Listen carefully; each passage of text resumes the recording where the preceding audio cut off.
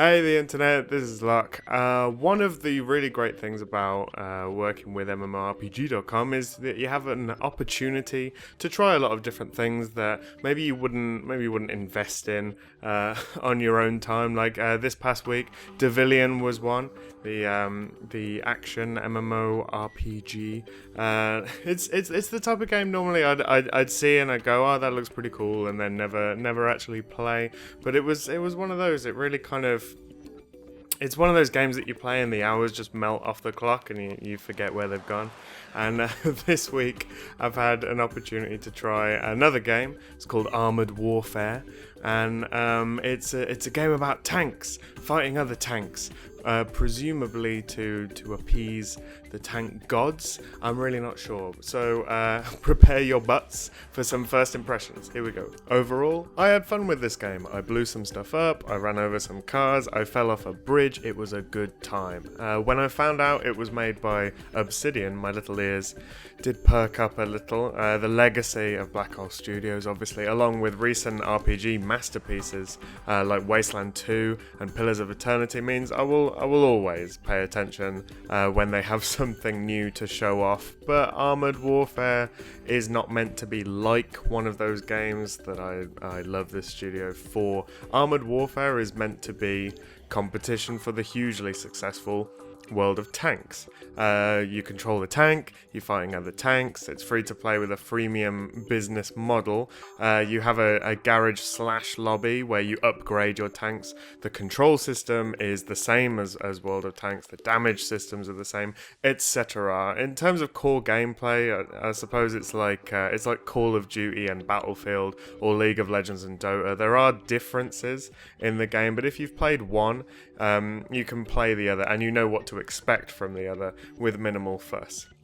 And I think that in a genre, in this tank fighting genre that only really has one other player, this could be good for everyone. You know, a little competition can be great for the players as the available games jostle for the attention of the player base, as new ideas are thrown in and mixed around. And to be fair, Armored Warfare does a few things that World of Tanks doesn't. It's set in the modern era, so fans of current military tech might be tempted by the new gadgets and gizmos of horrifying death. The game is definitely prettier than World of Tanks 2. It's definitely looks like a significant upgrade, and while that certainly doesn't make a game better, it could be something of an initial draw, something to turn the head, maybe a double take here and there, and new players choosing between the two may assume higher quality from Armored Warfare.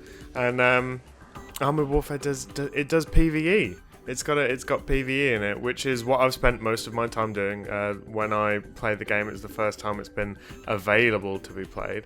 And there's potentially many people out there who love the idea of being a tank commander, but are put off by the PvP environment. Though with 75 million registered players for World of Tanks, I do wonder how many people are left having not at least tried World of Tanks. And it's an interesting genre, to be sure, and hopefully the game will help it develop and show there's room for, you know, more than one horse in the race. Although, as is so often the case when we talk about massively multiplayer games, I do wish Armored Warfare had done a little more to differentiate itself. At least enough to give veteran players something to think about after they log in. At the moment, it's very much just the same kind of cycles. You can expect the same out of your play session, the same core gameplay, same gameplay loop is in effect as well that ties in to that freemium model. It all feels incredibly familiar, and as the game will be free, I've no doubt there'll be significant interest from the established community, including those veteran players, at launch. You know, just from the curiosity of seeing what's available, seeing what it's going to offer.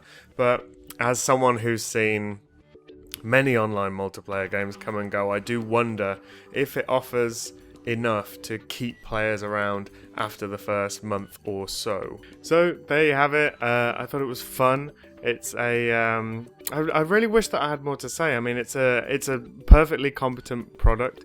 It's a studio I admire very much. A genre that I'm not particularly fussed about, but I think for the enthusiasts of the genre, it will provide at least something of a distraction. It could definitely build into something worthwhile, but as I can't not see it just sort of fading into the background behind World of Tanks' dominating presence, especially as the biggest draw of the game does seem to be, you know, what I consider, and what, you know, current fans of the genre would probably consider to be a less exciting, less compelling game mode. But what do you think? Do you think that Armored Warfare is exactly what this genre needs? Have you been playing World of Tanks for a long time, and this is exactly exactly the direction that the genre needs to be going in? Please do let us know in the comments below. Hit like if you got anything out of this video. If you think it's a discussion worth having. If you think it's a genre that still has room to develop and mature. And make sure you subscribe to the channel for many wonderful things from fabulous people. And I'll see you again really soon. Thanks. Bye. Make sure to level up your MMO knowledge by visiting MMORPG.com, subscribing to our YouTube channel, and by following us on social media. To catch up on the week's biggest MMO news, watch our latest MMO FTW. And to see if there's a better MMO out there for you, watch one of our latest First Impressions videos. Thanks for watching.